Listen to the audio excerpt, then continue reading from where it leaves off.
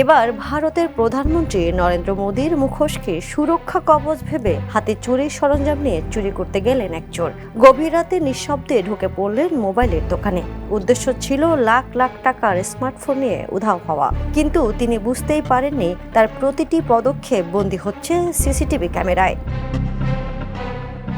ভারতের রাজস্থানের ভিলওয়ারা জেলার একটি মোবাইল ফোনের দোকানে গভীর রাতে এই দুর্ধর্ষ চুরির ঘটনা ঘটেছে। চোরেরা দোকান থেকে প্রায় 30 থেকে 40টি স্মার্টফোন নিয়ে পালিয়ে যায়, যার বাজার মূল্য প্রায় 4 থেকে 5 লাখ রুপি।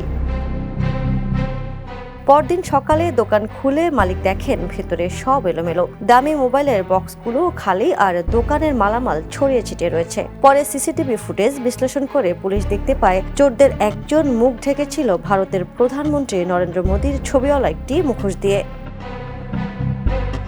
পুলিশের দাবি, একই দল ওই রাতেই কাছাকাছি আরেকটি মোবাইলের দোকানও চুরির চেষ্টা চালায়। ইতিমধ্যে মামলা হয়েছে এবং সিসিটিভির সূত্র ধরে উপযুক্তদের শনাক্ত ও গ্রেপ্তারের চেষ্টা চলছে। নেটিজেনদের অনেকেই মজা করে বলছেন, চুরি করতে গিয়ে মোদির মুখোশ পরা হয়েছিল ঠিকই, কিন্তু ক্যামেরার চোকার ফাঁকি দিতে পারলেন না চোর। এখন মুখোশ নয়, আসল মুখের খোঁজে ব্যস্ত পুলিশ। আন্তর্জাতিক ডেস্ক, দ্য নিউজ।